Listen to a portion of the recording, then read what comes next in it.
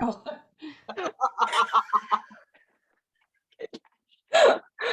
Literally like 5 people emailed to me. I can't make it. You're going to record it, right? Yes, I'm going to record it.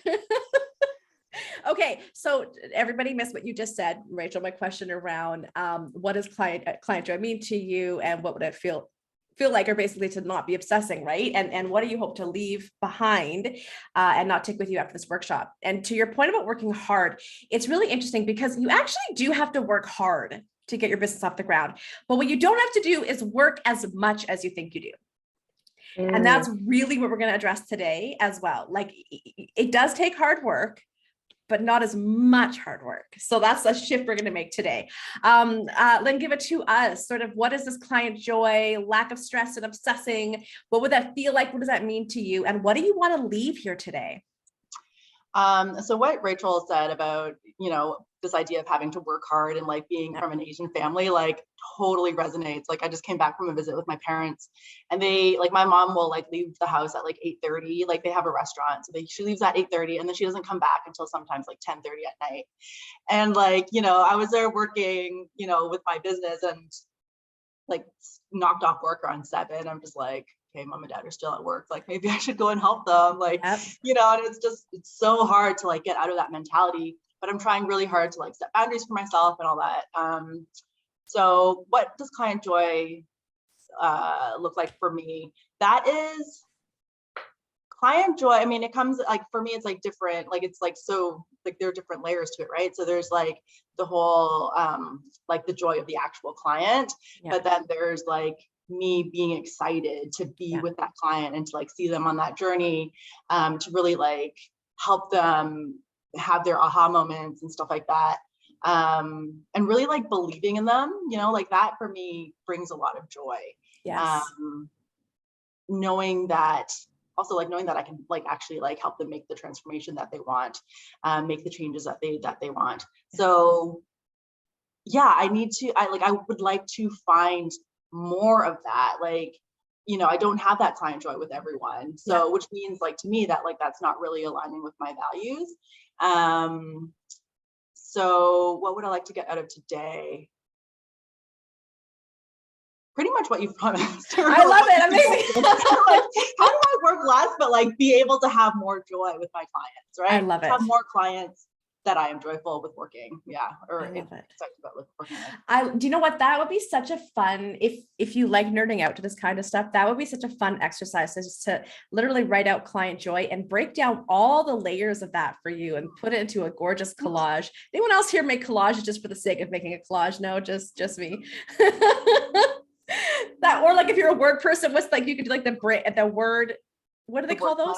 Word cloud? Oh, yeah, word clouds. I love a word cloud. Yeah. I did a survey and it had like 150 responses, and Mhm. they were all different types of things. And one of the ways that I visualized it, one of the responses was with a word cloud. Yeah. People loved it. It's awesome. It's so awesome. And side note too, Lynn, I got my entrepreneurial start in restaurants. Actually, I was looking at old pictures yesterday with me, little 3-year-old me, tootling around the restaurant. So my family, they owned like a whole bunch of franchises of restaurants.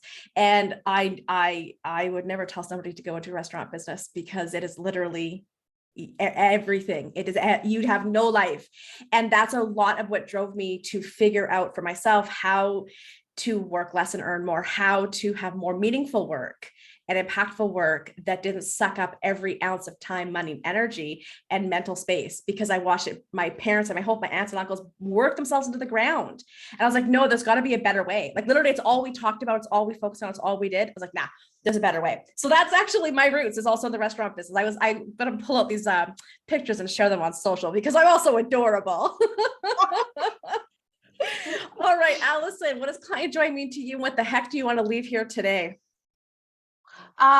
So what client joy means for me would be happy clients who are growing their business, working in their business, happy to do what they do really well, and are happy to outsource to me what I do well. So that's sort of what my goal for clients and the type of people I want to attract. And yeah, that would be what it means to me. Nice. And what do you want to leave here today? Like, what are you ready to let go of, obsessing about, stressing about, thinking about? Uh, Well, there's so many things I stress about. I don't know if I can let them go. Maybe work related. We'll stick to the work related stuff. For the work related stuff, so I am right now, my business, I'm the only person who does what I do. So I'm the Yeah. only one who writes the proposals. And in a couple weeks, I'm planning on launching a new service where I help connect people with other bid writers. So my goal is to be less of a control freak and understand, because especially if I'm outsourcing to someone, I'm gonna have a limited amount. Like I can't have them do the work and then also do the work. So I know that I'm Yes. gonna need to trust them. Yes. And so that's sort of a mental headspace that I'm trying to get myself into. Yes. And, it's funny when it comes to whether it's outsourcing or it's hiring our first team members, it's okay also to start small. Like it's okay to just do little bits at a time until you get comfortable working with them.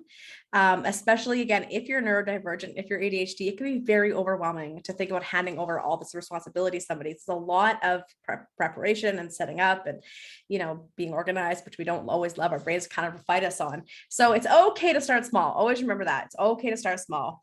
Nadine, I'm just posting in the worksheet for today. So go ahead and grab that. Now, quick question sorry, I should introduce myself for folks. I know all of you know me. We've all talked one-on-one already, but there's some folks who've never met me that will be watching the replay. So hello, my name is Lindsay Johnson, AKA the Radical Connector.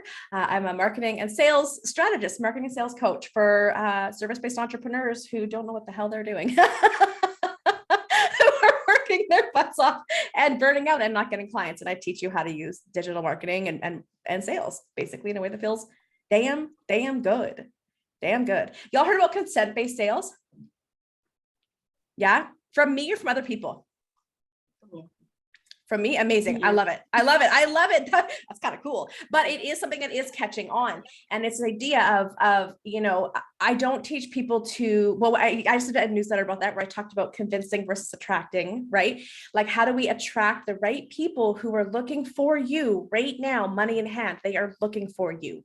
And then how do we co-create the sales journey with them? So we're really both in it together. It's not about, and thankfully this is falling out of favor, but it used to be really intense. The manipulative sales, the coercive sales, right? Yeah. Like the shame, the guilt, the pressure, the FOMO, get it out of here. Right. And so really, how do we co-create it in a way that centers our clients' needs and feels good for everybody involved? So we're going to talk a little bit about that today as well.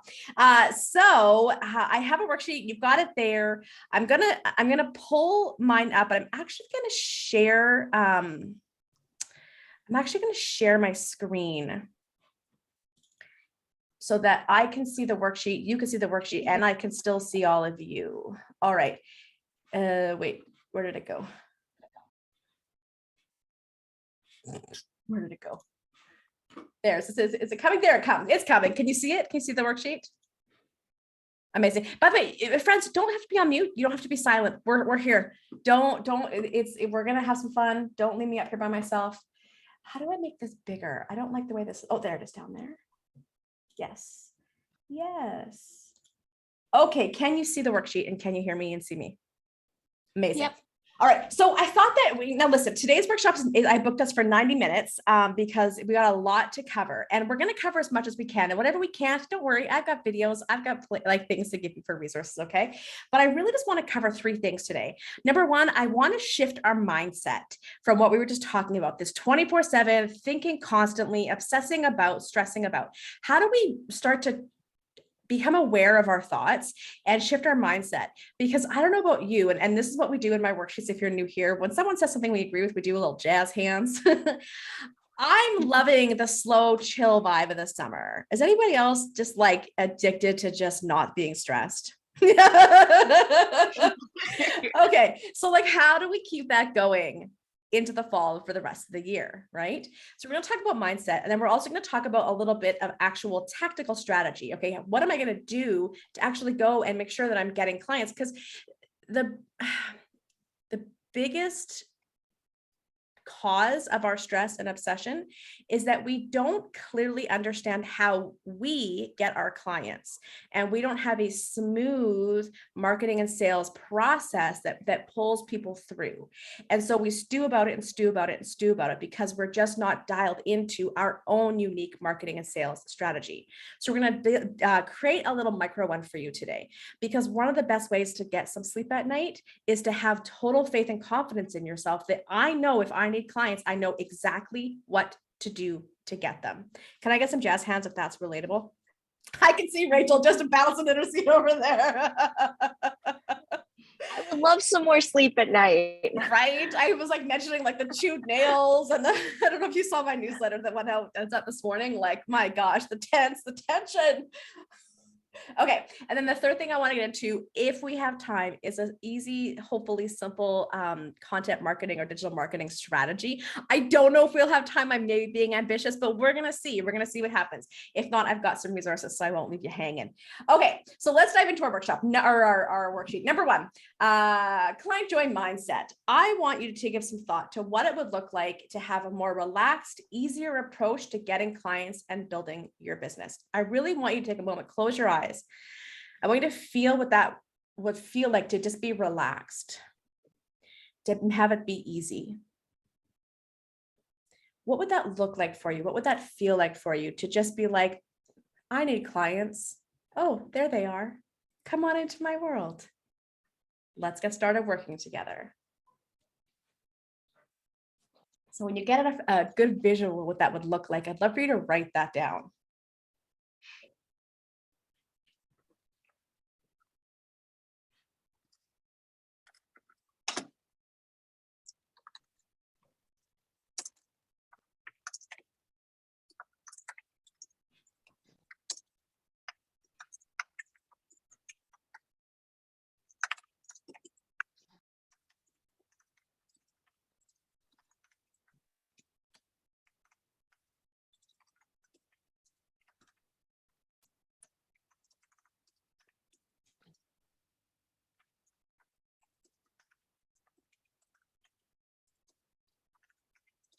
Okay.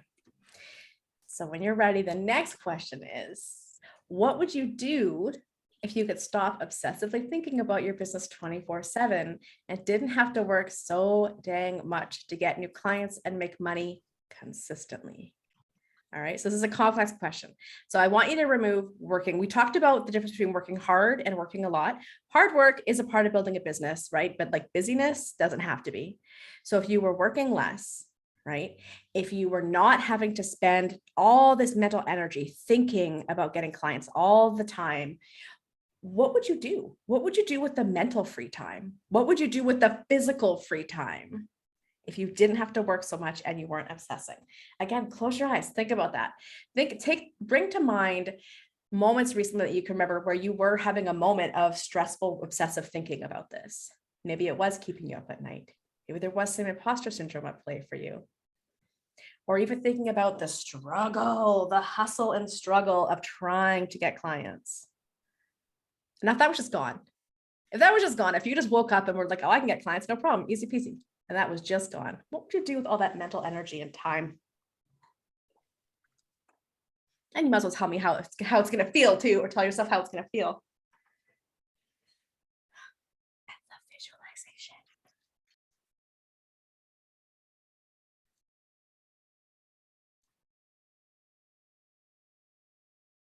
What would you do with all that mental space and all that free time from less work and less stress?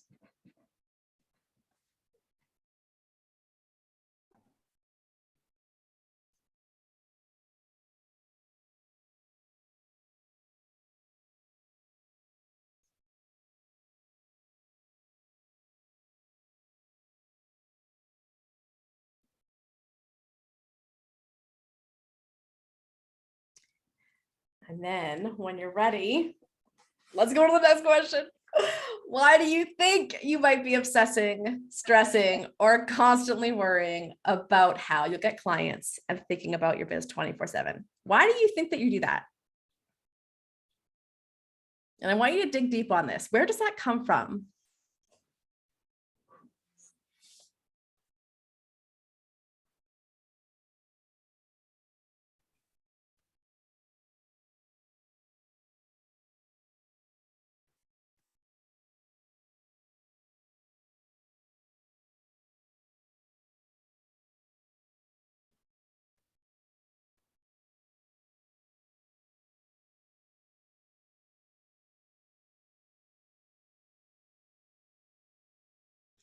Every time you write something down, I want you to go deeper. And where does that come from?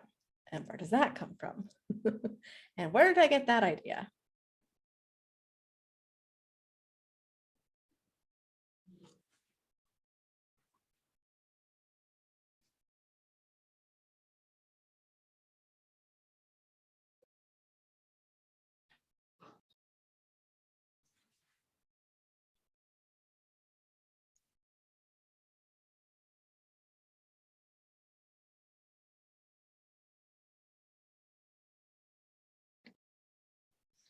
All right, I want to hit pause before going to the next mindful or mindset questions. And I just want to hear, you don't need to read your answers, but I just want to hear, is there anything that's kind of coming up for you right now that maybe is a bit of a surprise or something you really needed to acknowledge? Anybody can share. Rachel, go for it.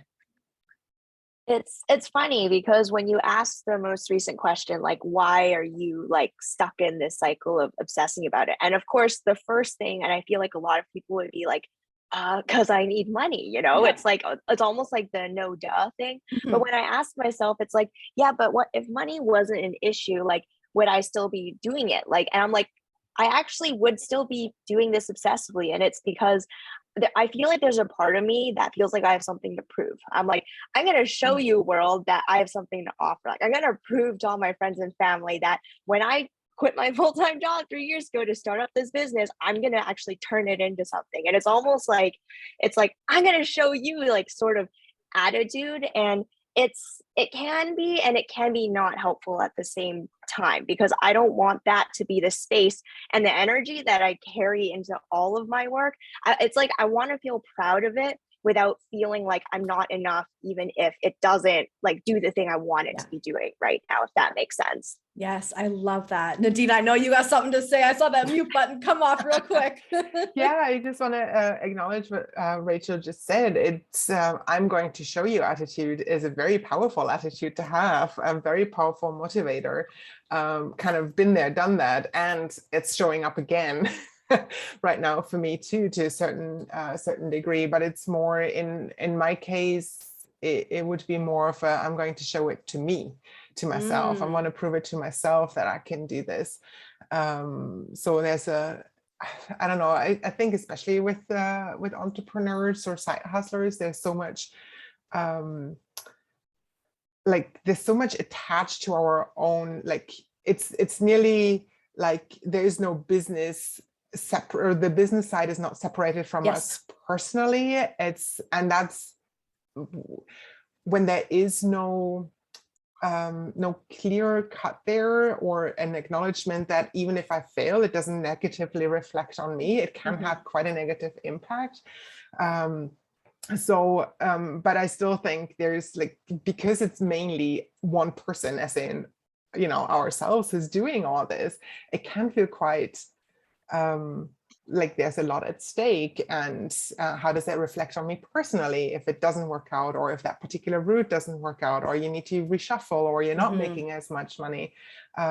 So the kind of combination of it's all one is probably something I've learned already to let go of a bit, but it's still kind of lingering. So it's like, okay, if this doesn't work out, then like to bounce back from setbacks. It's like, okay, learn something that's not working. Let's reshuffle and shift and go someplace else, or not someplace else, but like maybe readjust, or a different way, or a different approach, or whatever, right? Or different messaging, what we talked about recently. So yeah, there's a lot going on in that sphere. But I'm going to show it to you. That's a big one. Yeah. It's interesting that you're also finding that coming back in. You're like, I thought that was gone. Oh, nope, there it is. Does anybody else, give me just some jazz hands if you feel like you are not good yet at creating that delineation? There's my business and then there's my life. Does anybody else still struggle with that? Okay. One, I know that we'll let you get back to us. You can give us like a half jazz hand if you want, like two finger.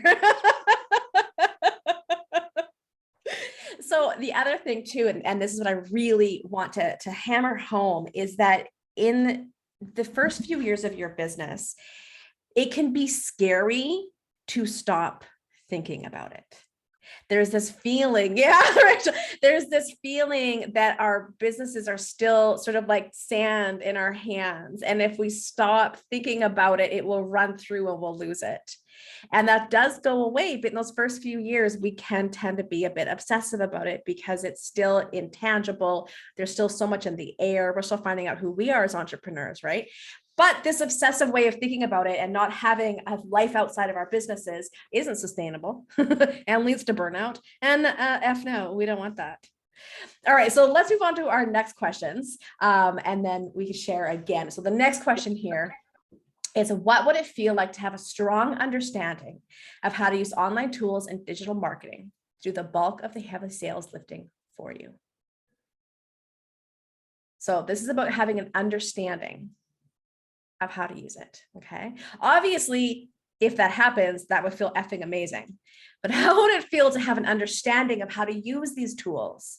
What would that feel like? Again, if you want, you can close your eyes and you can really visualize, creating content and creating a lead magnet and emailing people and creating social posts, and just everything you do is cohesive and aligned and pulling the right people into your world and converting them from stranger to happy paying customer. Imagine if you knew exactly what to do for that. How would that freaking feel?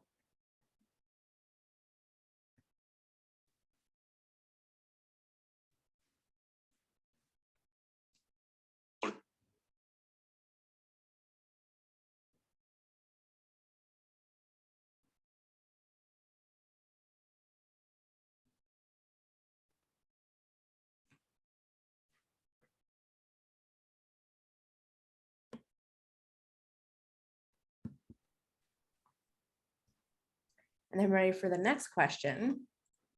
What does it mean to you when I say, get your business working for you?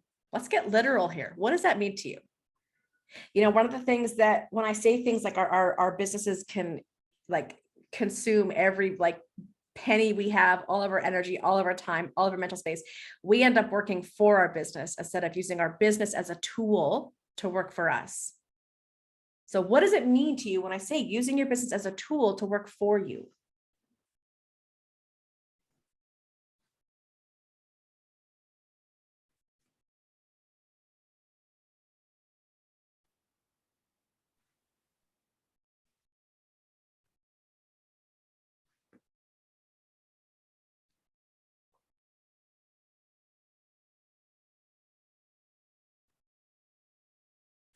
You can add in there how it would feel to not be working for your business.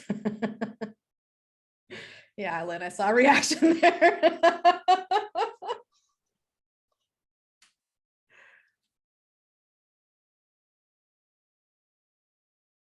And then the final question, how would it feel knowing you have a smooth digital marketing and list building and/or sales funnel working for you 24/7 so that you can go play. You can go do anything else but working while you're sleeping, while you're playing, while you're traveling, while you're hanging with the family. You could do all these things and you've got this background, content marketing, list building funnel, this whole beautiful thing set up and working for you. Tell me what that would feel like. I mean, freedom comes to mind. But tell me what that would feel like for you.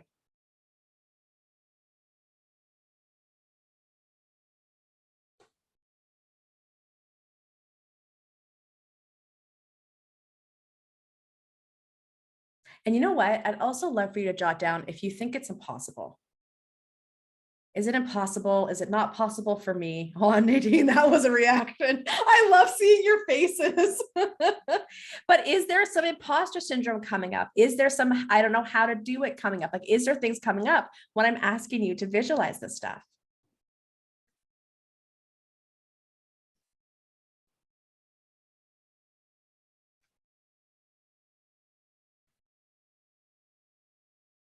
And then when you're ready, let's share. Let's talk about this. What's come up for you when we're talking about automations, funnels, digital marketing, your business working for you? What kind of stuff is coming up right now? There's no wrong or right answer here. Whatever's coming up.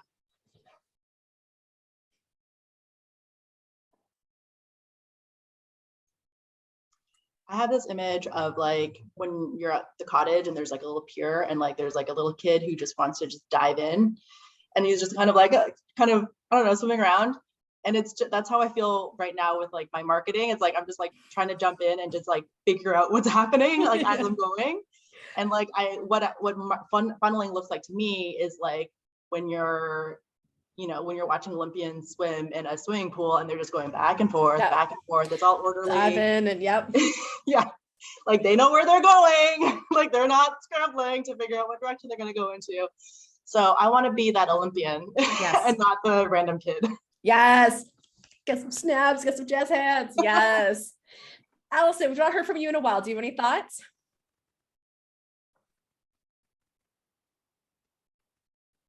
You're on mute. Oh, there we go. Sorry. Correct. My mouse was hiding. I definitely hear you, Lynn, with that description. That feels very accurate, that you're like, when I was answering your questions, I just kept writing empowering, because when I have technology working for me and I can like outsource things because I mastered something, I find it so empowering and I love that feeling. Yes. So that's just the thing that I've written it down like 3 different times. I love it. That actually is making my heart pound a little bit. I love it.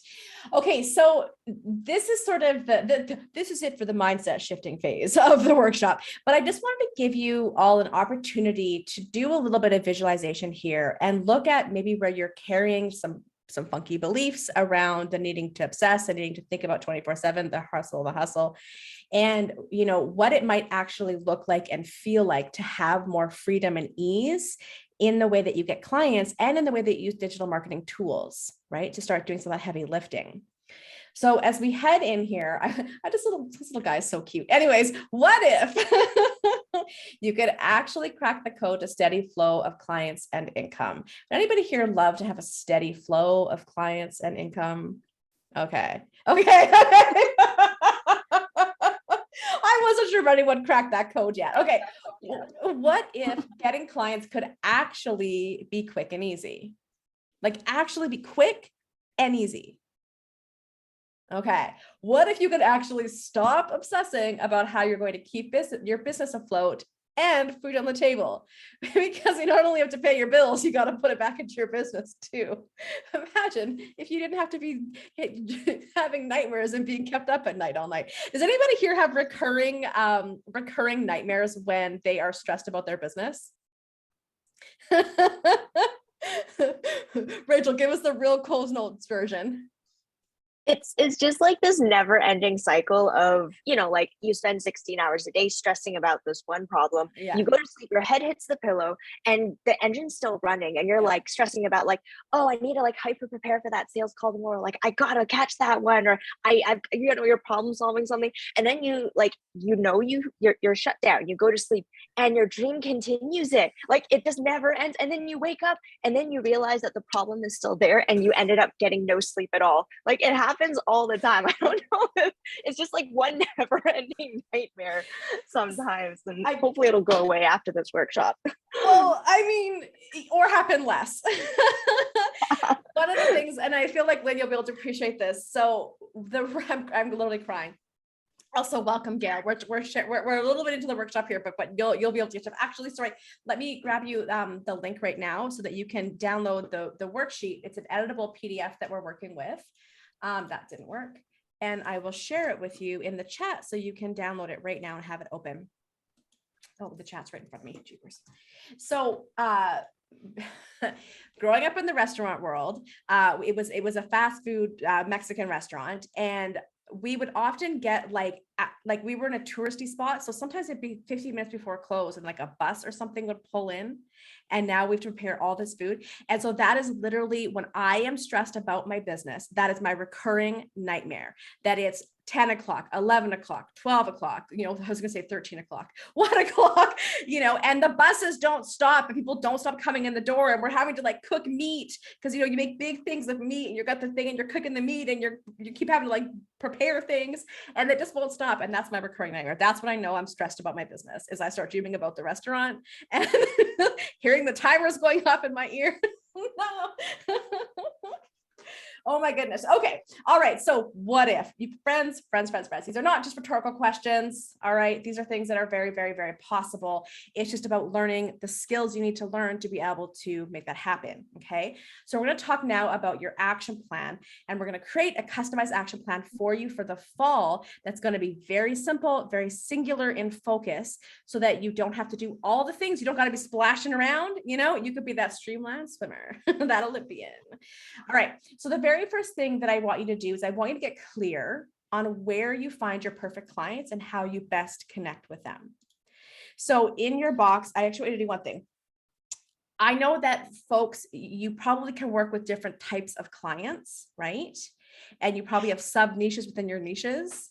So for the purpose of this workshop, I just want you to focus on one niche, sub niche type of person. All right. So write that down. Who is someone that you love, love, love to work with?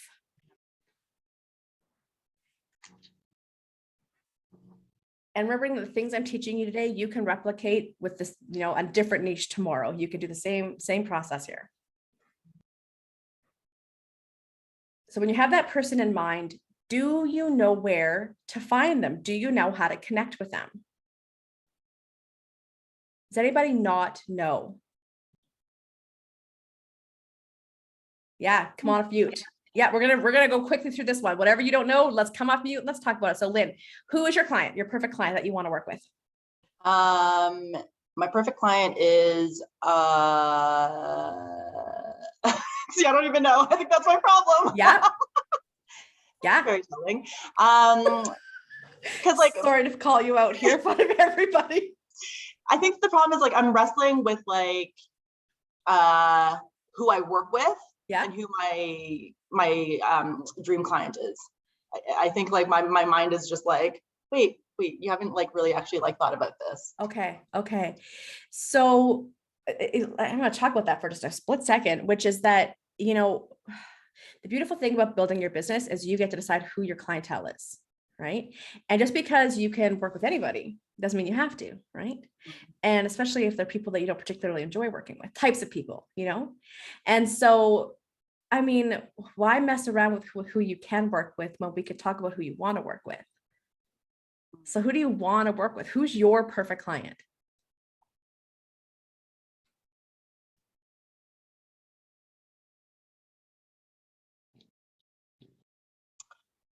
I think I'm gonna have to look at this. Okay. So then in that case, just write somebody right now so that we can go through this process together. And then this is a deeper reflection for you after, for sure. But let's just write someone for right now. All right, Allison, or actually no, back to let's write. So if you have that person in mind, do you know where to connect with them? Where would you find them, online or in real life?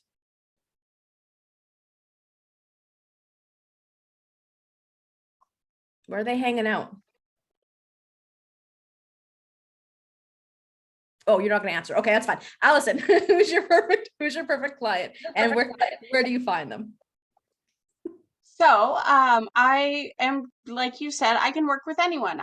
Almost. If you're a B2B business, likely there's a government contract available that you could bid on.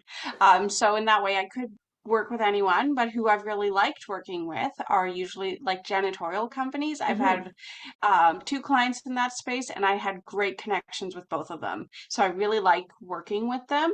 But when it's how to best connect with them, it's usually a lot of older people, and so they're not necessarily online. They're not necessarily attending networking calls.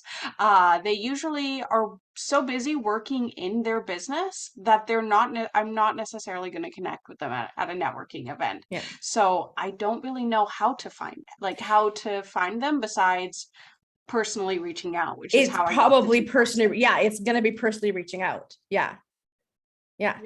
Okay, so write that down. Janitorial clients, and how I'll find them is searching for them on LinkedIn, searching for them online, and personally reaching out to them.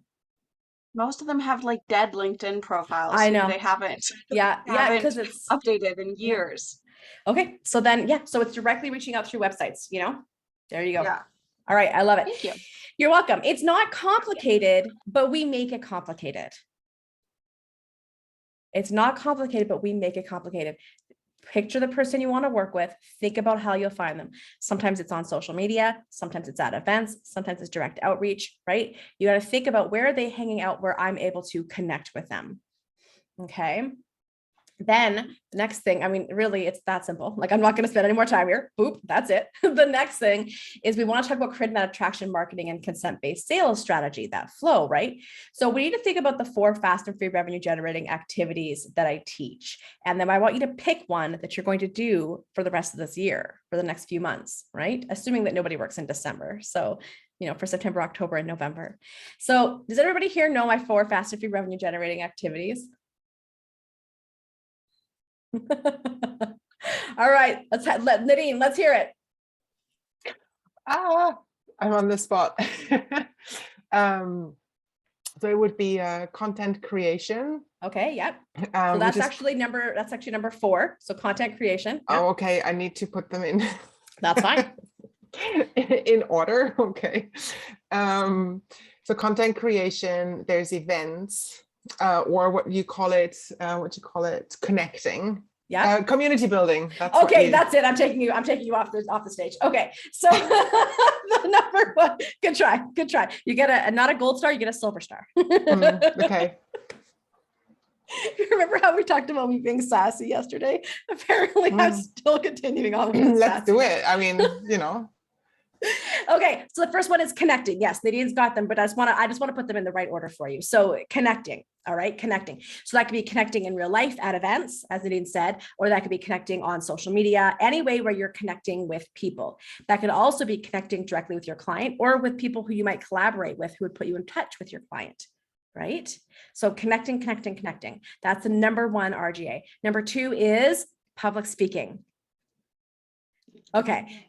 So public speaking to other people's audiences. So not doing your own Facebook Live, not doing your own Instagram Live. This is getting into like doing a podcast, being a guest interview, being on a panel or a summit, right? Where you're public speaking to other people's audiences. Number 3 is, as Nadine said, community building. So that's where you are taking someone beyond just a follower on social media or a subscriber on your newsletter and creating some sort of container where you're able to connect more directly with them. Something like this might be considered, well, it would be considered a community building event, right, where we're gathering together. Okay. And that would also include things like lives. Like when I do my Fantastical Fatty Power Hour, my Joyful Movement Power Hours, that would be community building, right? Where we gather together. And then number 4, as Nadine said, is that SEO content creation. So that's when we're getting into blogging, YouTubing, podcasting. You're using content as a way to get found on Google and pull people in. Okay. Any questions on any of the 4 fast and free RGAs at this point? Nadine, I feel bad. I hope you know that I was joking. Okay, good.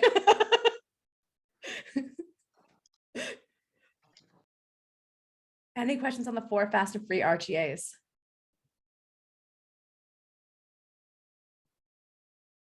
Okay, so now the big question, which RGA works for you for getting clients for you? Allison, I feel like you'll probably know yours right away.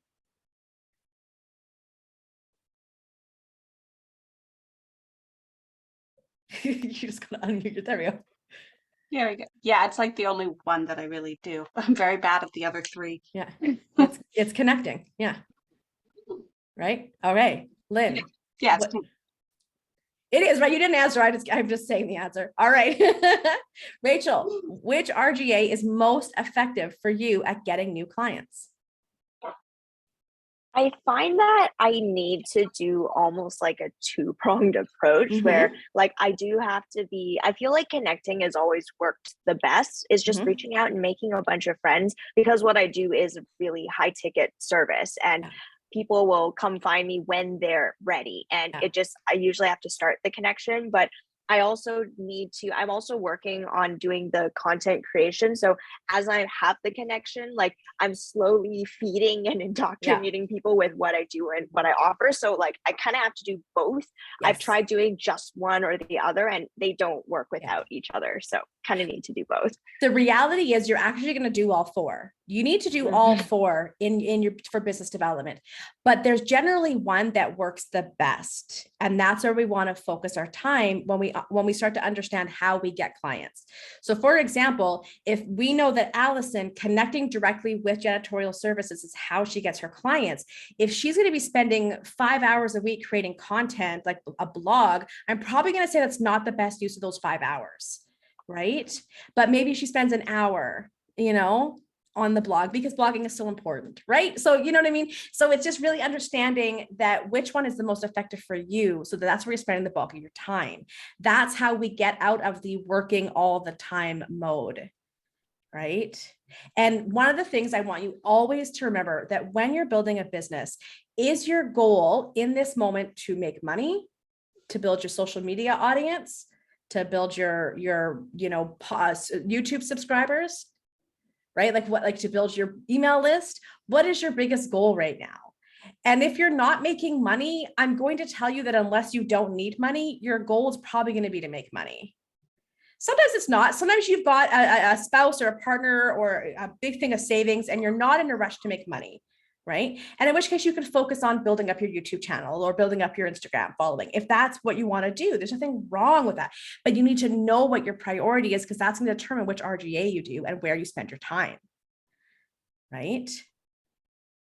So Lynn, which RGA is going to be best for you for connecting with and getting new clients? So I do the first 3, so I do content creation, but I do like Instagram stuff. So it's not SEO. So that's something that is of interest for me. But with the connecting, for example, like I do that, I feel like I do that pretty well. Public speaking to other people's audiences, like I have some like podcast interviews lined up. I've done a couple already and I'm like doing another like IG live soon. The community building, that's what I'm trying to do with like my circle that I do every month. But it's like that one's so difficult to get like a consistent stream of people in, and because it's a free online event, like I find it really difficult for people to like actually freaking show up. So I think like my issue is like, how long does it take? Like, I feel like I'm already doing this stuff, but like, okay. So here's the thing. I can see right now the little boy splashing around in the water when you talk this way, because you're telling me all the things you're doing, but what you haven't told me yet is which one works for bringing in clients. So it's usually the connecting. It's like, it's actually like meeting people. It's like messaging them, like direct messaging, or like even just like meeting them in like a real life event. At an event. Okay. So then your focus that I want you to focus on is the connecting. Okay. And then what happens, friends, is then this brings to mind, what else am I doing that maybe doesn't really matter? It's not serving my business. If I stop doing it, literally, people might notice, but like, it's not going to affect my business. So like maybe your monthly circle thing is not something that is needing to be done right now because it's clearly taking a lot of time and it's time away from doing things that could be bringing in revenue so that you can hire someone to run that stuff, and if it's poorly attended and it's not converting, maybe it's something that you put on the back burner until next year. Right. So again, I come back to, sorry, Lynn, what were you going to say? Okay, so I come back to this idea of really, if we want to stop working so hard and so much, and we want to not be stressing all the time about all the things, because think about it, every time you have your own event that you do, you're sitting here thinking, how am I going to promote it? I got to create social posts. I got to create newsletter. I got to invite people to it. I got to show up and do it. Like it's all this mental energy that's getting spent on something that might not even be consequential to your business. And you might not even need to do it at all. Right? So if your goal is to build up this free event, then that's where you're focusing. If your goal is to generate revenue right now, then you need to focus on what generates revenue. Can I get some jazz hands if that hit for anybody today? Yeah. Okay, Gail, we're going to come down to you. Do you know which RGA converts the most clients for you, works the most effectively for you? Oh, you're on mute. I know, the dreaded Zoom mute. Okay. I don't know which one, I do all these things. It's like you say, And by the way, I just love your everything you're doing. Thank you. It's so funny how you zero in on all the things that I think about. I've been doing this a long time, friends. I know. Yeah, everybody's problems are universal. I know them. I know them well. So it's like I'm your perfect client, right? Yes. So okay. So you're saying, and actually, I'm gonna Gail, because you said that you don't actually know. I'm actually gonna bump us into a slightly different conversation path right now, because both you and Lynn said this. I'm doing all of it, right? And how do I phrase this? There's doing something, and then there's doing something strategically. And most of the time when I hear that you all are doing a lot, but nothing is happening, it's usually because you're missing a strategy and you're missing a cohesive sales flow behind it. So for example, Lynn, when you're about to go on some podcasts, do you have a lead magnet that you will be giving a very clear call to action to listeners to go and get this thing with that welcome email sequence, and then a clear and consistent email marketing, strategy, right? So this is a thing, right? So we do this thing. Have you heard me talk about this yet? The build it and they will come myth. Okay, the number one myth killing your business growth. Everyone teaches it, build it and they will come. All I have to do is build a website. All I have to do is build a workshop. All I have to do is build my social media. All I have to do is build up my clout to get featured on a podcast. So build it and they will come. It is a line. It is a movie quote from a movie starring Kevin Costner about how he heard the voice of somebody that told him to make a ball field in his cornfield, ball diamond in his cornfield, so the ghost of his father could come back and play a game of catch with him. Listen, this is a great movie plot. This is a terrible business strategy. All right. Build it and they will come is not real. It's not a real thing. You have to make sure that you are connecting with the right people about the right things, the things they care about. You are offering or selling the right thing. So it could be a freebie offer or it's a product or service you're offering. And then you have to have a strategic and smooth funnel that pulls people in and gets them to that end goal. And that's what y'all are missing. And that's why you're doing all this work and it feels like nothing is happening. And then what happens is we internalize that and we think we're bad at business. Well, I mean, I'm not gonna say you're bad at business, but you haven't learned the business skills yet. But we think we're bad at entrepreneurship. We think nobody wants what I'm selling. You think I'm no good, all this internalized stuff. And the truth is you just are missing a strategy and a sales system, right? That's all skills. You can learn that. Okay. So if we keep going down our form and I say, pick one RGA to focus on for the rest of the year, even if you're not sure what it is, even if you just take your best guess for right now. I mean, Allison, you know what it is, right? Rachel, you know what it is. It's connecting. And I will tell you the reason RGA number one is connecting is because it is the most effective at converting new business, especially when you're new. Here's the thing with connecting. I should share my workshop on here. I think it's like how I generated $8,000 without like lifting a finger 1 month. And it was all because I got tons of business 1 month, all from referrals. And what was really interesting is by the time I recorded that workshop live with everybody, I think it was up to 12,000, just purely off referral. Like I didn't do anything. It just all came to me. And it's because I've spent years building up my network and building up my reputation and building up my content online. You know what I mean? And so business just flows. So yes, you're going to connect for clients, but you're also going to connect for those referrals, right? And for collaborative partners and for doors that these folks will open to you. Anybody here gotten access to a really cool opportunity because of somebody in their network? Yeah, right? We want more of that. And as you get busier, it's really nice when you don't have to work at all for customers to come in because they just fly to you. Fly. Yes. Okay, so I want you to pick one RGA. If you're not sure what it is, maybe go with connecting for this time. Okay. And then I want you to guess, okay, actually, I'm going to back that up. You, Lynn, you had said Instagram, right? Was that you that said Instagram? Listen, so technically Instagram isn't SEO content creation, but here's what I'm going to say. If it converts, if it works, do it. This is the bottom line in business. If you find something that works, continue to do it and be really aware when things don't work so you can friggin' stop. All right. So whatever your 1RGA is, put that up there. And then let's get specific. How will you actually put that into action? Right? So for Allison, it might be, I'm going to research janitorial services and reach out and ask if they'd like to have a conversation, right?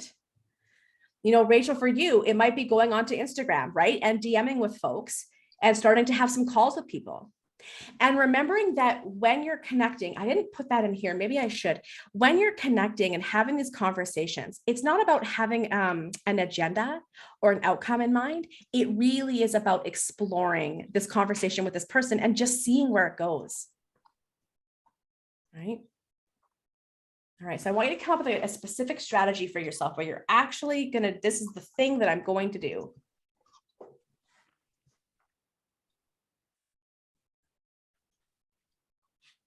Oh, here's Margaret.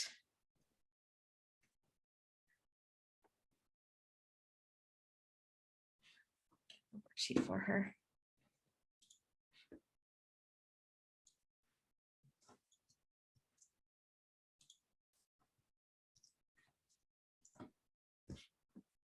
You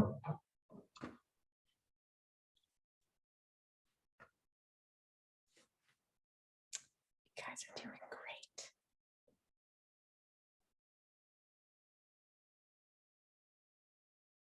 Is anybody here struggling to come up with a strategy? Let's talk it out right now. Margaret, hello.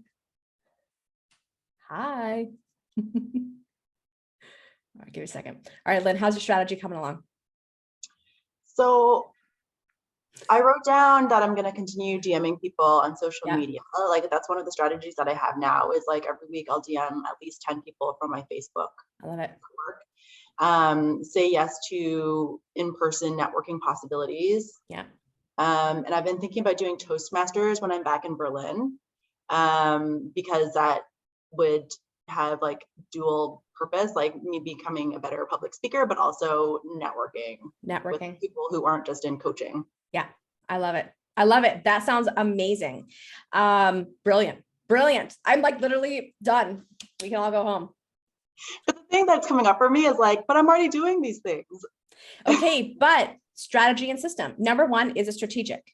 Are you talking to the right people about the right things, right? And then are you pulling them into your funnel with the right lead magnet or the right sort of call to action, and then nurturing them with ongoing content? Right. The other thing is, and I'll get down to this right now, but I do want to come back up and help you with strategies for the rest of the group here. How to sell without selling. I can't squeeze a full consent-based sales training into this. Are you kidding? Your brains would melt. But I did share some videos with you. Okay. So go through these. Like maybe you need to get better at your perfect 30-minute free sales call, right? This is my free sales call right here. Maybe you're not asking for the sale, right? Or it could be that you're talking to the wrong people about the wrong thing, right? So if you're doing the activity, but it's not working, you have to look at the strategy. Wrong person, wrong place, wrong topic, wrong theme, or your sales process. Is it not smooth enough that it's clear what I do and it's easy for people to say yes? Or I might not even be selling something they care about. When I first started my business, it was a networking company, and I wanted to teach entrepreneurs how to use networking as a tool to grow faster and make more money with less work. And I was at that for, I think, about 3 years, maybe 2.5 years. And the only people I was working with were like corporate people, because entrepreneurs did not care about networking. They didn't care. Didn't matter how much I knew they needed to do it. That doesn't matter because they don't care. Right. But what they were coming to me for was help with sales, help with marketing, help with copywriting, right? Help with imposter syndrome, help with pricing. And so I was like, well, Lindsay, you better pay attention to what your perfect customers are telling you. They don't care about networking, but they do need to know how to do sales. They do need to know marketing. So I rebranded and I changed and I shifted my entire message and strategy. And then all of a sudden I stopped working with corporate, thank goodness, because that is not where I want to work. And I was attracting tons and tons and tons of people I wanted to work with most, which are those newbie struggling entrepreneurs who have a brilliant idea, but don't know how to get customers. Okay. So my point for that for everybody here is if you are doing these calls and people are talking to you, but they're not saying yes, you need to look at what you're offering. It could be the wrong thing. You might need to have a slight tweak around that, or it could be the right offering, but it's the wrong messaging. and it's messaging people don't relate to or care about. You got to repackage it. Okay. Okay. Anybody else? Okay. So Lynn, we don't have enough time to fully get into what's going sideways, but it's something for you to investigate and maybe we touch base on. Okay. All right. Who else has a strategy that they're going to be implementing for the rest of the year? And actually really quickly, Margaret, I'm not sure if you're with us. If you are, I put the worksheet in the chat for you. So you can download it. It's an editable worksheet. All right. Strategy. Let's hear it. I have one. Yeah. So one of the things I'm actually doing starting tomorrow is I am trying out a co-working space Okay. to sort of have an opportunity to, one, get out of my house, and two, to connect with other business owners Yes. and to sort of change things up. I love it. So what's the strategy? Well, the strategy is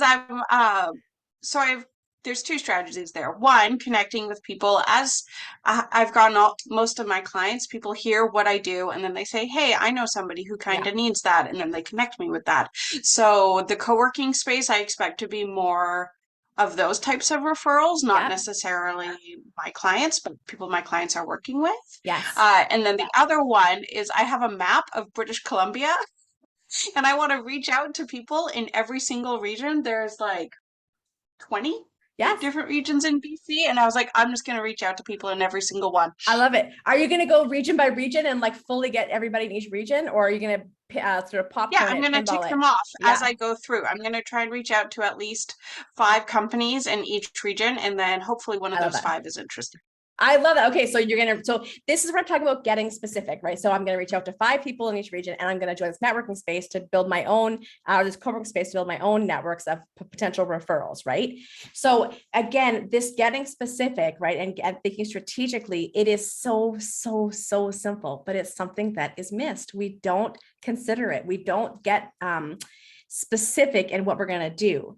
And then that's, again, I just love this. You know why I love this visual, Lynn? When I was training for a triathlon and I got to the swim component of my training, and I realized I was great at swimming in lakes, but not at endurance swimming. And that's how I felt when I was swimming. I'm like, where am I? I'm working so hard and I'm literally not moving. Like, what is going on? So I can relate to that analogy. So that's what we want to do. We want to not be like racing all this energy and not moving. So the big part of it is the strategic. Has everybody here done my 100K 1 hour a day training?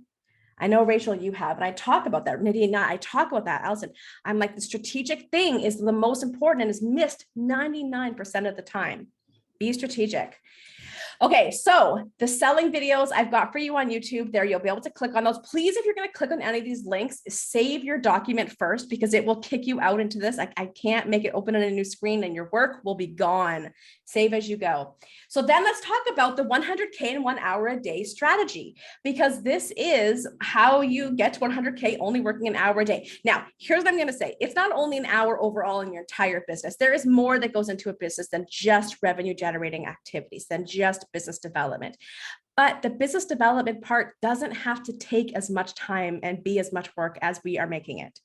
So step 1, anybody want to venture a guess? Does anybody know what step 1 in my 100K in 1 hour a day strategy is? And I will continue, I will give gold stars. Nadine, I'm taking your silver star back and I'm giving you a gold star because you know what? You still had them all, just not in the right order. All right. Step 1, 100K 1 hour a day. I feel bad. No one's going to volunteer to guess because I was like kicking Nadine off the stage. I'm going to venture. All right. I don't remember them exactly in order, but was the first one just like know what RGA you need to focus on? I know the other ones involve the 30-minute blocking. Yes. So step 1 is blocking 30 minutes. That's what step 1 is. So I want you to block 2 30-minute chunks into your calendar for each of your work days. So not every day, but each of your work days.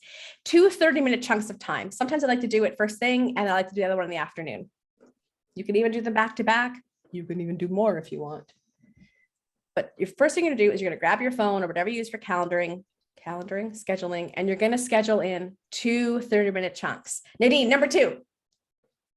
I just had to laugh. I know there's part of it where you say you need to also block time, but it's like block the time for your life part. And I thought that was number one. And I was like, oh no, obviously it's the 30 minutes that you need to block.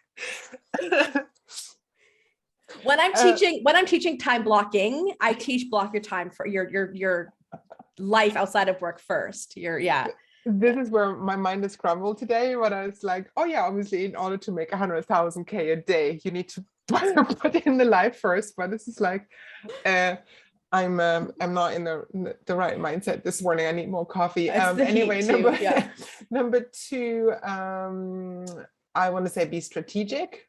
So this is where we want to choose this RGA and do the RGA, right?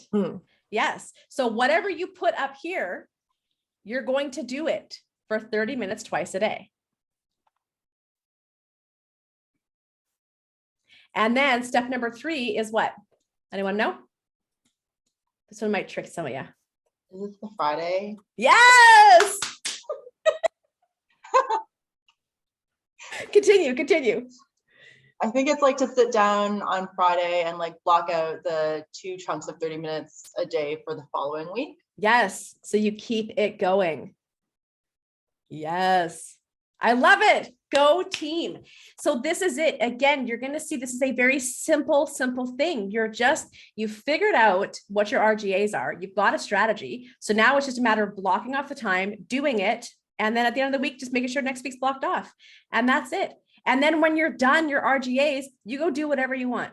Whatever you want. You want to go for a walk. You want to go to the beach. You want to work on a new lead magnet. You want to tinker on your website. I'm not going to get mad at you for doing busy work if your RGAs are done. I'm not going to get mad at you anyways, but I might give you a hard time. So the next part, we're going to go into this very lightly. I might even just point out what to do and then send you on your own to do it. But does anybody have any questions on their 100K in 1 hour a day strategy? Can you all see how when you know what works and you do it strategically and intentionally, you get to stop wasting so much mental energy holding it all up here, because now it's in your phone, it's scheduled in, and you know what to do for those 30 minutes, and then you can stop thinking about it. Yeah. How would that feel to just be able to get up, go look at your computer, go look at your strategy, and just go do it? And then that's it. You're done after 30 minutes. How would that feel? You can come off mute. You guys are so funny. Come off mute. Talk to me. Good. Good. Nadine, how would that feel?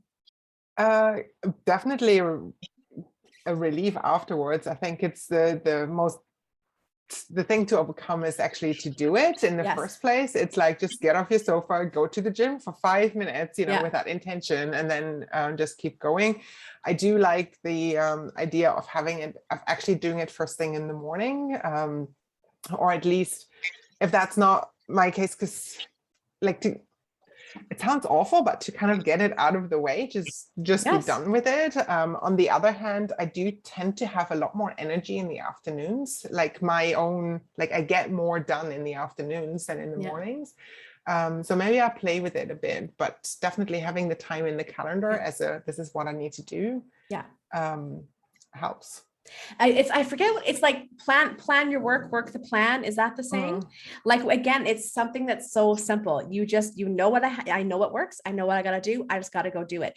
And the thing is if you do this 1 hour a day over like a couple of weeks, a couple of months, you will see how much momentum you start to pick up, how much little fires you start all over the internet, and all these connections you make, and how things start to build and build quickly.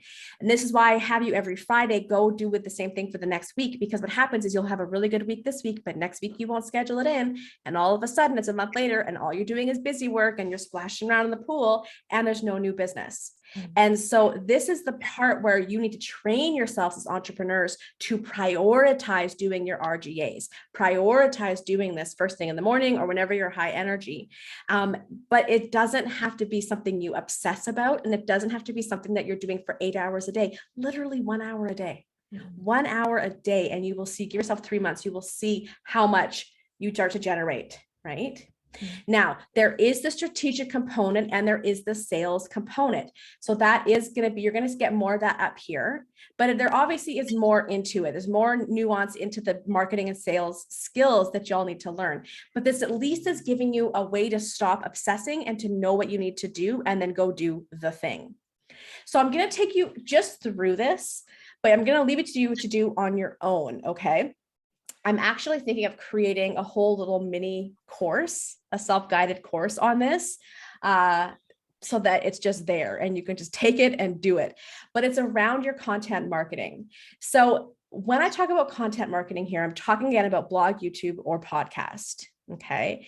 And I want you all, not here, but when we're done after, I want you to pick, and you can go ahead and follow along if you want while I'm talking, pick a content platform that makes the most sense for you. And when I say makes the most sense, I mean, it's the easiest and doesn't require you learning a new skill or investing a bunch of money. So for a lot of people, that's going to probably be blogging.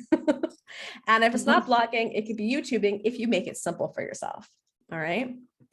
Then the next thing is, and okay, I'm actually going to back step for a second because I want to talk about why we do SEO content marketing and why it's different from social media. So social media, it's really about like the nurturing your audience you have now, right? And having that place where you get to share short snippets of content and blow people's minds, right? You get to do some community building. But the thing with social media is these posts only live like 48 hours and then they're gone. So you get into the cycle where you're constantly having to create content, constantly engage, and it's very short term. Whereas when you're creating content, not only does it help you get found on Google, not only are you having now resources that you can share and use for years with people, right? This content remains searchable for years. How many times have you watched a YouTube video or read a blog that's 2, 3, 4, 5 years old? Right? Yes. I mean, who's going to Instagram to look up like how to make a logo? You know what I mean? Like how to match colors together, right? What is intuitive eating? Well, maybe on social media, you might have, because social media, that would probably have more of a thing. But again, it's still going to be YouTube videos or blogs, right? So this is why we create SEO content. It's not because, you know, I don't know, I want to give you more busy work. It's because strategically, it's a really important for the longevity of your business. And when you're ready to scale, there's many factors that it's going to hit when you're ready to scale as well. So you're going to pick your content platform. I want you to do a super simple keyword research to be able to pick your main keywords and 2 secondary keywords. I'm not going to go into how to do that right now. I'm trying to think. We just did that. Nadine, where did I just do that? Was that a workshop I did? I just did this. On the SEO? Was it the SEO experiment? Well, yeah, the whole experiment. But I feel like I just taught this to somewhere. Anyways, I'll find where to teach it. I might have to do like a small little fall. Actually, you know what I'll do? I'll make a little video just on this really simple keyword research because it's so simple. And once you do it, you're going to be like, wow, I've been really overcomplicating keyword research. But you've had a workshop with, I forgot her name. With Ashley. Yeah. Yes, on SEO, keywords creation, content creation, and how to put it in a blog, etc. Yeah, exactly. So that's already there. So I might just direct you to that, or I might just make a really, really fast, like a little fast 10, 15 minute video for you. Does anyone here know why we use keywords?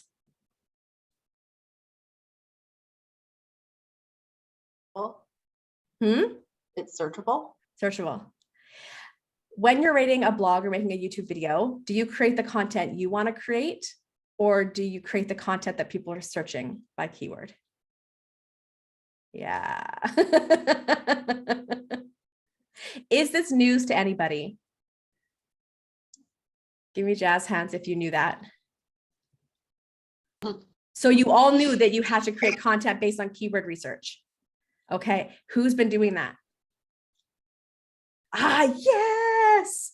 All right, opportunities abound there. I love it. Okay, so I'm gonna make a quick video for you. I think I'm gonna do that, or else I'll just share the workshop. We'll figure that out. You want to pick your content, pick your keywords, and then I want you to brainstorm 5 pieces of content.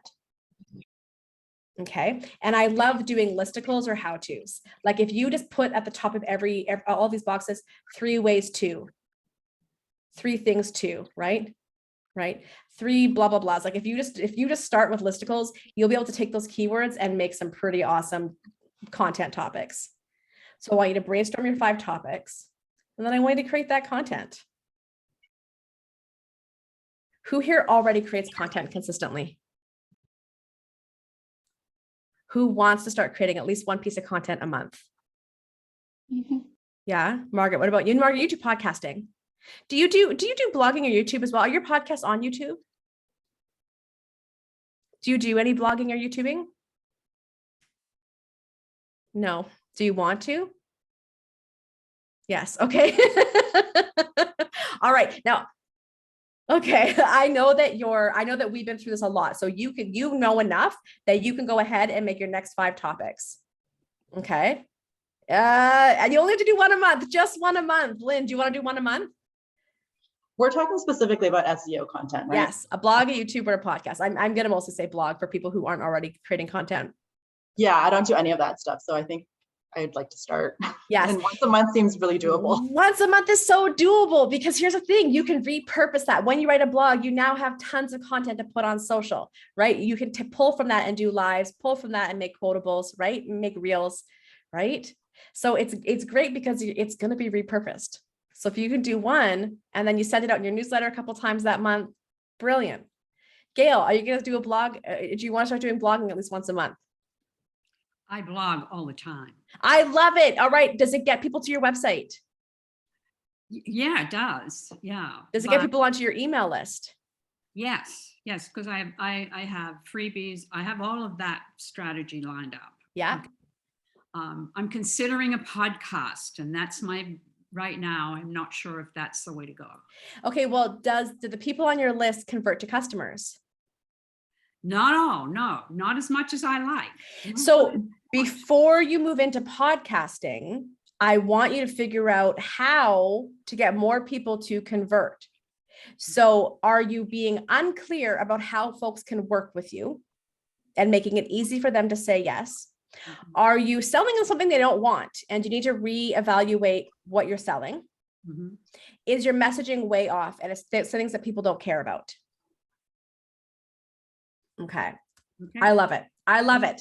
All right. So this is a little tiny itty bitty content marketing strategy or yeah, I guess SEO content marketing strategy for you. Pick your content, pick your keywords, pick your topics, go to town. Okay. Then this is the second half. This is the strategy, which is your lead magnet. Does everyone here have a lead magnet? Yes. Yes. I love it. Some people do, some people don't. Rachel, are you laughing?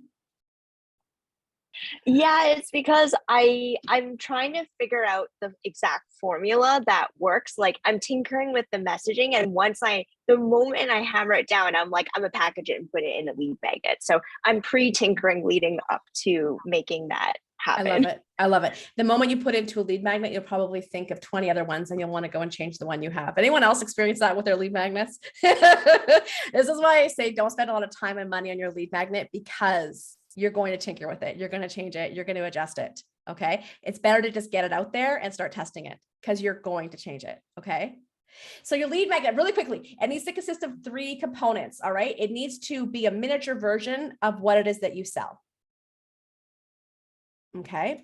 It needs to replicate the most common mindset shift that your clients have when working with you. So I want you to think about things like when they say, I never thought of it that way.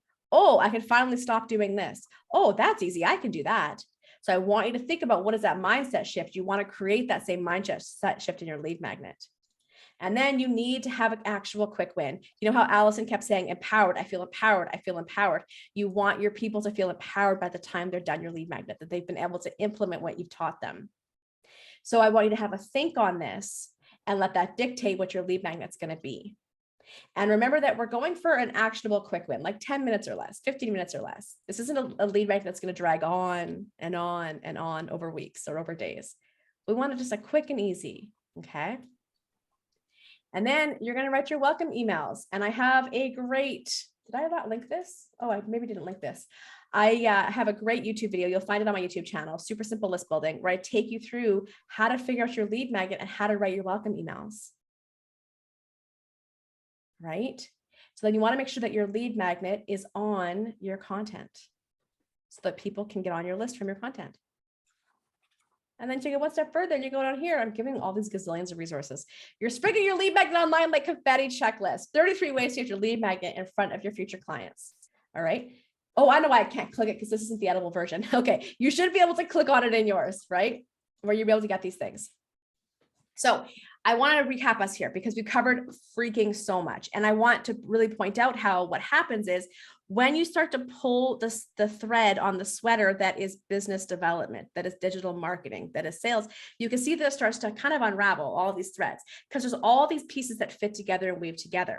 And then what I want to make sure for everybody is that you are very clear on who your customer is, how you connect with them, that you're doing it in a strategic way and having a really simple, clear sales flow. So people are able to know how to work with you and able to say yes.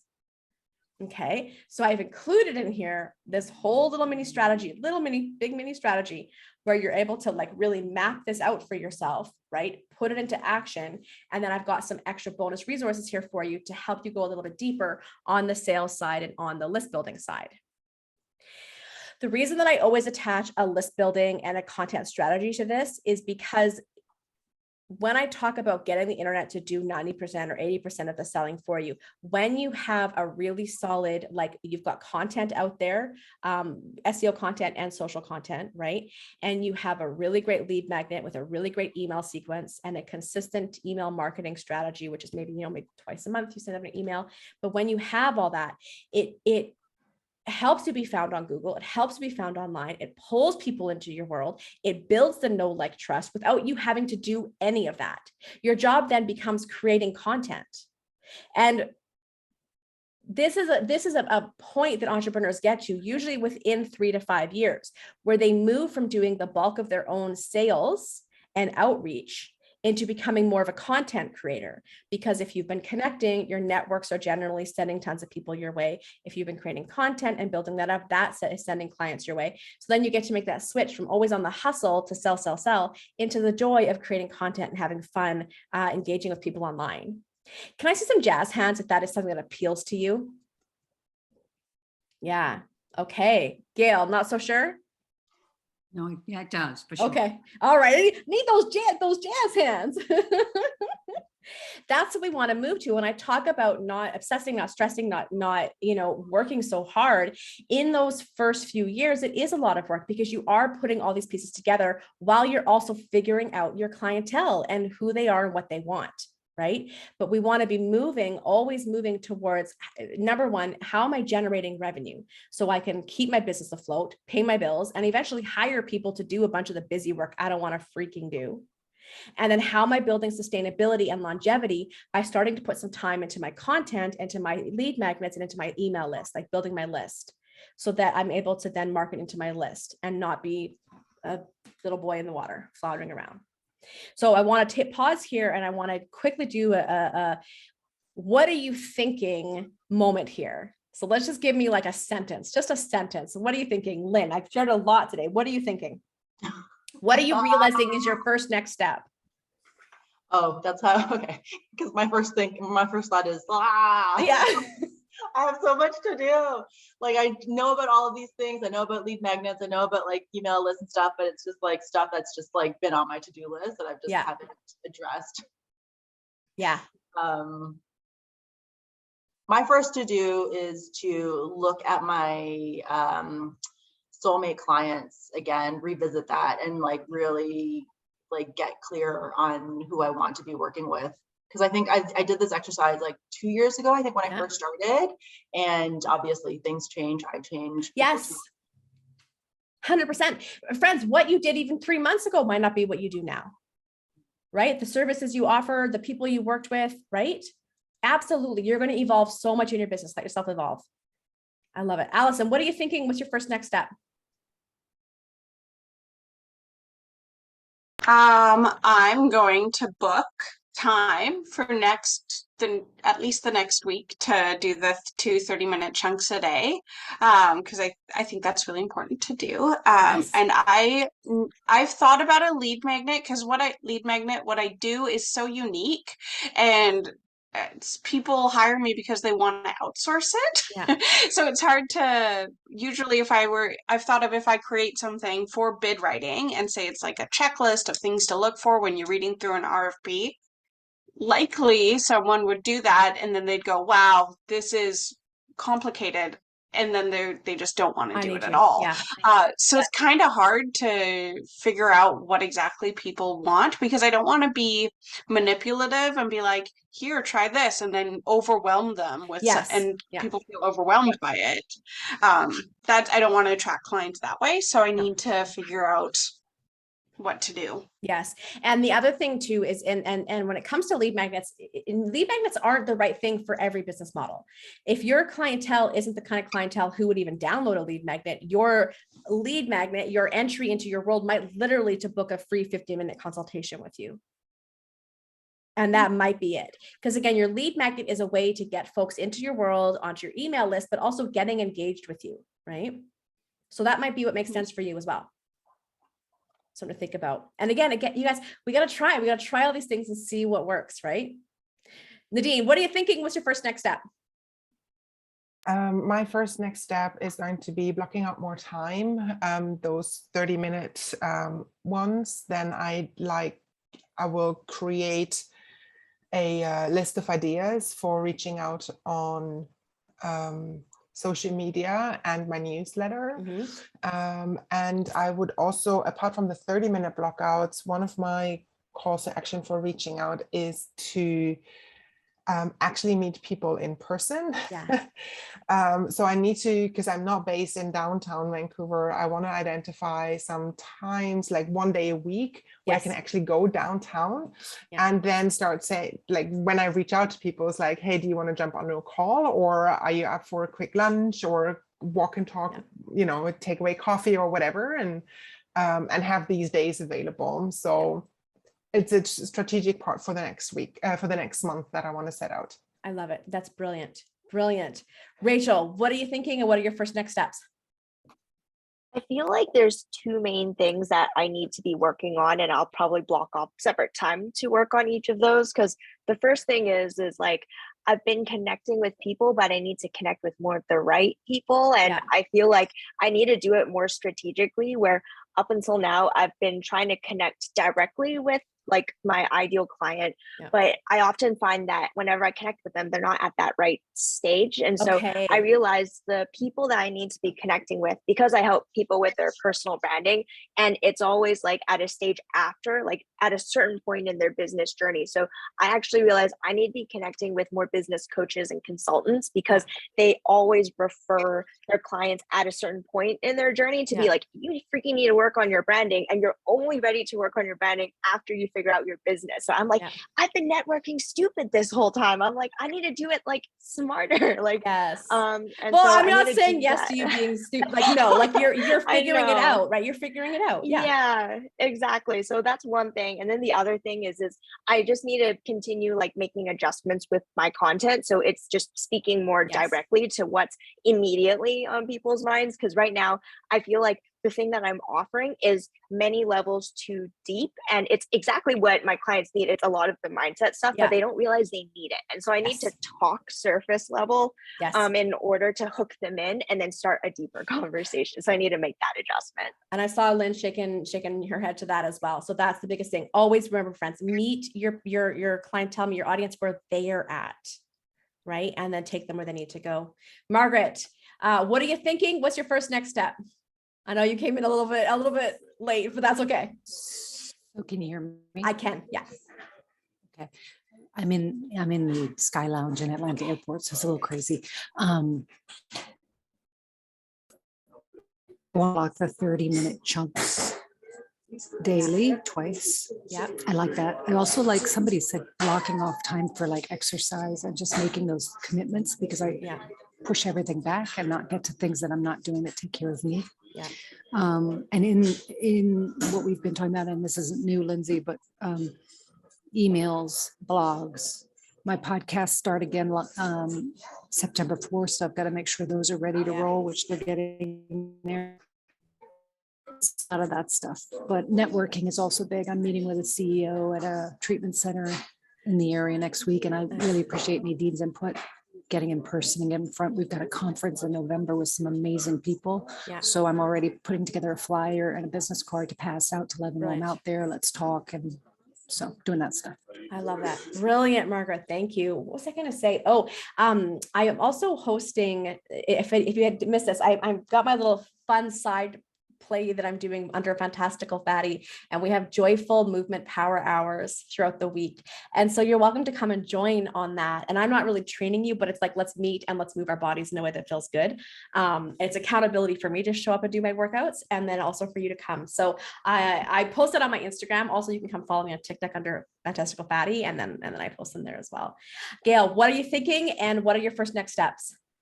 Well, the 2-hour chunks is great. I do Pomodoro, but I do it Yes. from the standpoint of getting a project finished, Mhm.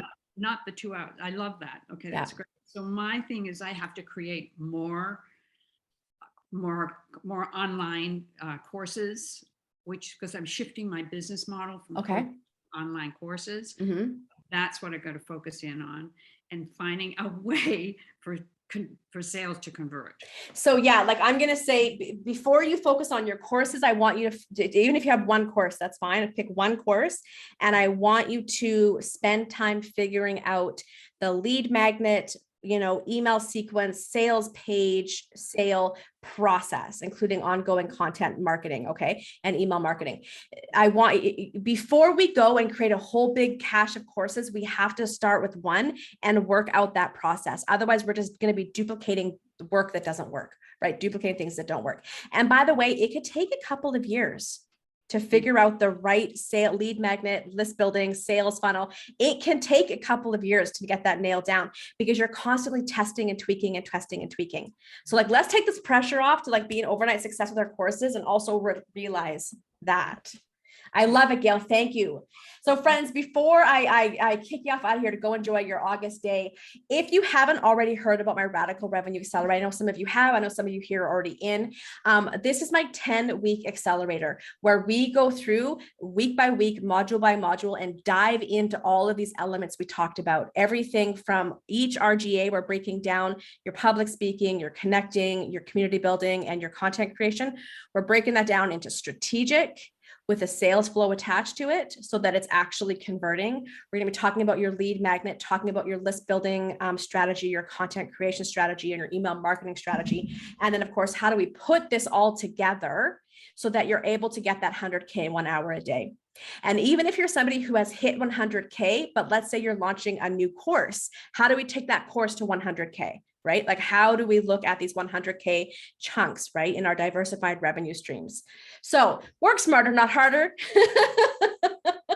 Learn how to use digital marketing world to do less work. All right. So if you want to have a look at it, you can hit the apply now button. Remember to save your work first. Okay. Hit the apply now button. Go and have a peek. We're getting started September 8th with this next cohort. And we're meeting on Thursdays at 11 a.m. Pacific for 2 hours together. There's a maximum of 10 people per accelerator. And we will be diving in for that time together for those 10 weeks to really, really accelerate your business growth and get money coming in. It also includes 2 1-hour private coaching sessions with me. So you have some private one-on-one time as well before and at the end to make sure we set you up for success, and then make any tweaks once you start implementing. So if you love to join us, we have, I think I've got 5 spots left, 4 or 5.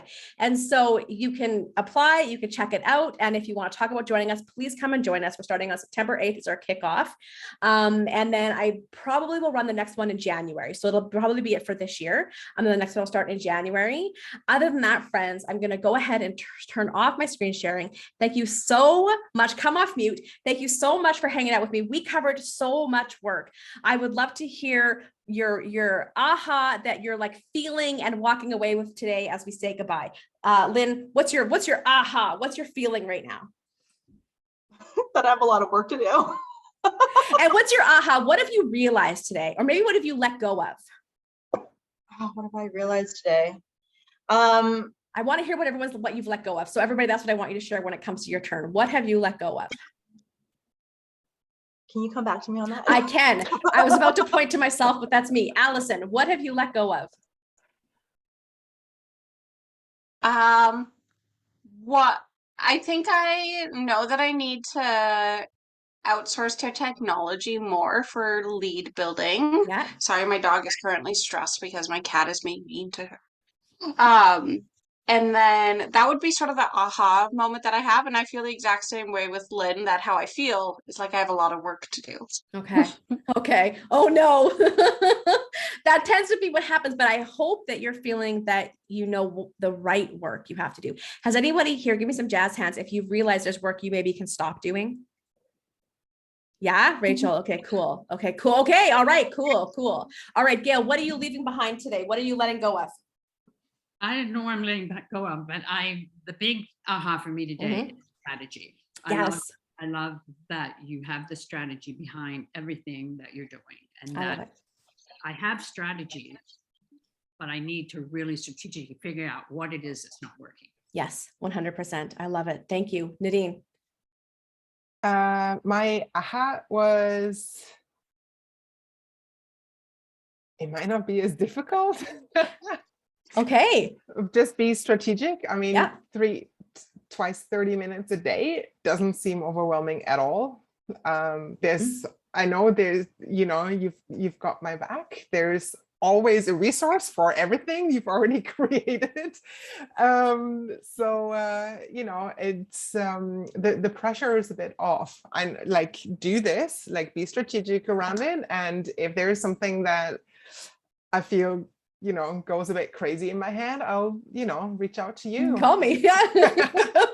Give me a call. I will always answer. All right, Margaret, any ahas or anything that you're like, you know what, I can leave this behind. I don't have to do this anymore. I uncover because I don't want to yell. Like I do. I mean, all these people don't need to hear it. I honestly, my brain is so fried. I've been caring for my dad for 15 days. I just want to get the hell home Okay. and get back to my routine. But what I do think is I've got to be more organized in structure of priority, less busy work, and got to increase self-care time because I'm up to here. Yeah. And then I think, like Nadine, I'm amazed at your content creation and all the things you have. And I love your work times on Thursdays and things like that. So like just diving into that stuff. Yeah. And the accelerator is definitely something I need to do. It's just whether I have the bandwidth to do it right away. Now we're in January. Ask me tomorrow, because ask me tomorrow. I want to do it with my little friend Nadine there, so I don't want to. Yeah, I know you gotta do it together. But, And I was going to say to Margaret and to everybody, I know, Margaret, you missed the mindset stuff at the beginning of this, and I know we're over time, so I'm going to talk really fast. So self-care, we didn't even talk about that, like self-care, friends. And Nadine alluded to that. When I teach time blocking, I teach you to put your personal life in your calendar first, to prioritize family needs, to prioritize your needs. All right. Self-care needs to be number one as an entrepreneur, because your output is huge in these early years. Honestly, the first 10 years, because then you start going into scaling and then it's even huger. Okay. Self-care, self-care, self-care. On Thursdays, the first and third Thursdays, we meet on YouTube for coaching and co-working for 2 hours. So you can come join us for those, where we use the Pomodoro, we get work done, and I'm there for business coaching. Then I'm starting my Joyful Movement Power Hours, where you can come and move your body with me. So I'm here for that. But who else do you know that you can maybe go for a walk with? Or, are you going to start doing some meditating every morning? Or are you going to start closing your laptops on Fridays and no more working on Fridays? Whatever that looks like for you, friends, self-care is paramount, because you're no good to anybody if you're burnt out. We don't need you burnt out. Your business doesn't need you to be burnt out. If your priority is making money, 30 minutes twice a day. Everything else, instead of making it an intense timeline, stretch that timeline out. Because it doesn't matter. You'll get there when you get there. Focus on your RGAs and then close your computer and go have a life. Go do anything but work. Okay. All right, Gail, we'll see you soon. Thank you. All right. We've got Rachel, real quick. What is your aha, or what are you leaving on the table here? What are you not taking back with you? I think all of it all together is just I finally feel relief that, oh, this is something I can actually have control over. I feel like the longest time it's just like literally throwing spaghetti at the wall. There's no method to the Yeah. madness. Some days something sticks, some days it just falls down. And like it's just like the feeling of not being in control is like Yeah. the worst when you're like throwing everything at it. You're like not sleeping, not eating, not exercising, Yeah. like nothing is happening. So just feeling finally, even just mentally, it's like, I think I got this. Like Yeah. I could do that, like it's just, it feels a lot better. So I'm just Amazing. taking that away. Yeah. Brilliant. I love it. Lynn, back to you then. We're going to go home. Or I mean, we're going to get off our computers. Go. I'm already home. So with the mindset exercise that you had earlier, number 3, why do I obsess, think constantly, like that question? So my aha is that in a way, in a really warped way, I feel like when I'm overthinking and overanalyzing, like that's kind of like working. It's almost like if I actually you're not let my wrong. brain rest, Mm-hmm. like I feel guilty because like Mhm. how dare I rest when my parents are still working? Mm-hmm. Yep. That's my aha. Like I don't need to actually obsess, because if I'm not actually doing the thing, if I'm just thinking, like that doesn't serve me. No. And you know what? This is what I schedule in thinking time. I go for walks in the morning that's my thinking time. Right? Like that's my like schedule thinking time. And then if it's not your this is maybe the ADHD me, I don't know, Allison, back me up. But like if it's not thinking time, don't think. But that does come also if you were raised by entrepreneurs, you know what I mean? Like I know what you're saying because it was the same. If you're not thinking about it and talking about it all the time, you're not working, you're not committed. It's going to fall apart. You're going to lose it. And we have to catch ourselves in those thought process. One of the best things you can do is get a hobby, something that you're really excited about doing and you really enjoy doing, so that it pulls your brain into something else, right? Yeah. You guys, you're brilliant. I love you. Thank you so much for hanging out with me today. We covered a lot of ground. I'm going to make a quick little video on that keyword research, and I'm going to put together a package and send it off an email with all the replays and all the things, but you've got the resources there. I would love for you to create your own little micro content strategy and email me. Email me your completed worksheet and tell me what you're going to work on. And if you want feedback, let me know and I'll give you some feedback. And if anybody is thinking of joining the accelerator, please go and have a look at it. Once you apply, I'll send you a link to have a phone call and we'll talk it out to make sure it is a good fit for where you're at in your business. And maybe there's another solution that you need if it's not the accelerator. That's it. That's all for me. Enjoy the rest of your day. Enjoy the rest of your month. I guess the first Thursday in September will be our next coaching and co-working on YouTube. So if you're not subscribed on YouTube, go find me at the Radical Connector and let's have some fun. You guys enjoy the rest of your summer. Big hugs. Thank you. Bye, everyone. Thanks, Lindsay. Bye.